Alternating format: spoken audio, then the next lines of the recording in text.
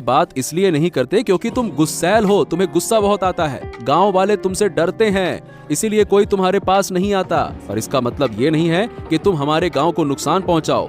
तुमने किया या नहीं किया, इसका राज खुल चुका है, हम सब जान चुके हैं, इसलिए इनकार मत करो। तुम लोग मेरा बार बार अपमान करते हो, मुझे बदनाम करते हो। इसका अंजाम अच्छा नहीं होगा। मैंने एक बार सब बर्दाश्त कर लिया। अगर ये सब मेरे साथ दोबारा हुआ तो ऐसा मत सोचना कि मैं तुम लोगों पर रहम कर लूंगी। अरे बुढ़िया, तुम बेकार में गुस्सा कर रही हो। आए हैं हम शांति पूर्वक, प्रेम पूर्वक बातें करने आए हैं। देखो, एक बार गांव की हालत तो देखो। एक गांव में सूरज उग नहीं रहा और दूसरे गांव में सूरज डूब नहीं रहा। ऐसे हालात पहले कभी किसी ने देखे हैं क्या? बताओ। अचरज की बात क्या है? तुम बार बार वही बातें क्यों कर रहे हो? क्या हुआ नहीं हुआ मैं वो देख ही रही हूँ। मैं इससे जुड़ी हुई हूँ। तुम लोग यहाँ से चले जाओ, मुझे अकेला छोड़ दो। तुम अकेली क्यों रहोगी? अरे भाई, लोगों का डरना इसलिए है तुमसे क्योंकि वो इसका मतलब ये तो नहीं ना कि हम तुम्हारे शत्रु हो गए, हम तुमसे अलग हो गए। मैं अब और कुछ नहीं सुनना चाहती। अगर तुम जाओगे नहीं तो ये डंडा देखा है, इसी से तुम्हें पीट पीट कर लाल कर दूंगी।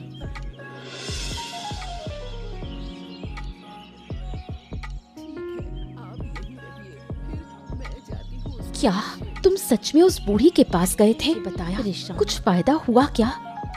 हाँ, जितना समझ में आया उससे ये पता चला कि आराध्या, वो जो बुढ़िया है ना, वो दोनों गांव पर बहुत गुस्सा है। इसीलिए बूढ़ी ने किसी साधु की मदद से हमारे इन दोनों गांव के साथ में ऐसा किया। तो क्या इन दोनों गांव को फिर पहले जैसा करना संभव नहीं? ऐसा लगता तो नहीं है। मैंने और हरेंद्र ने मिलकर बूढ़ी को वैसे तो बहुत समझाने की कोशिश की, पर सही बताऊं बूढ़ी सुनना ही नहीं चाहती, हमारी बात समझना ही नहीं चाहती है। सच में मुझे तो डर लग रहा है। अगर ऐसे ही चलता रहा तो गांव में कोई नहीं बचेगा। धीरे धीरे सब कुछ नष्ट हो जाएगा। तुम सब लोग चिंता मत करो, देखना मैं सब ठीक कर दूंगा। वाह वाह वाह वाह वाह, सुन रही हो इसकी बातें? हम यहाँ इसके पिताजी कुछ कर नहीं पा रहे, उन्होंने हमें लाठी से खदेड़ दिया, अब ये जाकर ठीक करेंगे। क्यों महाशय? तुमने भी ना इस लड़के से इन चीजों की क्या समझ? उसने जो कहा वही बहुत है।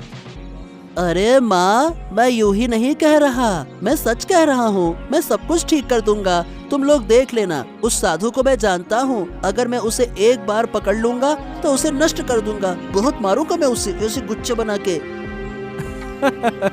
अच्छा, समझ गया। लेकिन हाँ, फिर कोई शरारत करने से पहले जरा सोच समझ कर। वैसे भी हमारी मुश्किलों का अंत नहीं है। अब आगे क्या होगा समझ नहीं आता। कहीं तुम्हारी हरकतों से वो बुढ़िया और गुस्सा नहीं पिताजी, मैं शरारत परारत नहीं करता। अब मैं बड़ा हो गया हूँ। पर हाँ, आप चिंता मत कीजिए, अब आगे जो होगा अच्छा ही होगा, देख लेना। अब बहुत बातें हो गई। तुम दोनों जाओ और हाथ मुंह धोकर आओ, मैं खाना देती हूँ। अरे साधु बाबा, आइए आइए बैठिए। मैं तो आपका ही इंतजार कर रही थी। कितनी बातें हुई, आपको तो कुछ पता ही नहीं। क्या बात है? फिर क्या हुआ? कोई नई कहानी हुई क्या? गांव वालों को सब पता चल गया है कि ये मैंने ही किया है, पर मैंने इनकार कर दिया। सब मेरे पास आए थे, मैंने उन्हें भगा दिया। उनका इस विपत्ति में पड़ा हुआ चेहरा देखकर मुझे कितनी खुशी हुई। ठीक है, तुमने इनकार किया, ये अच्छी बात है। लेकिन पर जब लोग शक करते हैं तो बिना कुछ जाने, बिना किसी वजह के शक नहीं करते। कुल मिला के बात ये है, हमारी बातें सुनकर गया है। कौन सुनेगा? मेरे घर के आसपास कोई नहीं आना चाहता। वो मुझे डायन कहते हैं, बोलते हैं मैं काला जादू करती हूँ। धीरे धीरे तुम्हारे मन का सारा दुख दर्द मिट जाएगा, है ना? अरे ये मेरा कमंडल कहाँ गया? अभी तो यहीं रखा था। ओहो, मेरे कमंडल में विशेष जल है, कहाँ चला गया? अरे कहाँ गया? मुझे ढूंढना होगा। अरे ए लड़के, मेरा कमंडल दे दे। मैं कह रहा हूँ मेरा कमंडल दे दे। तेरी इतनी हिम्मत कि मेरा मैं तुझे छोड़ूंगा नहीं। उसे पकड़ो, उसे रोक लो, वरना बड़ा नुकसान होगा। हमने जो झूठ बोला है वो पकड़ में आ जाएगा। उसे पकड़ना ही होगा। मेरा कमंडल उसके पास है और उस कमंडल में विशेष जल है। उसी जल से मैं फिर से इस गांव का रात और दूसरे गांव का दिन दूर कर दूंगा। चिंता मत करो। अब क्या होगा? सब कुछ तो फिर से पहले जैसा हो गया। उस बच्चे से कमंडल ले आऊंगा और फिर इन गांवों का दिन रात बदल दूंगा। तुम चिंता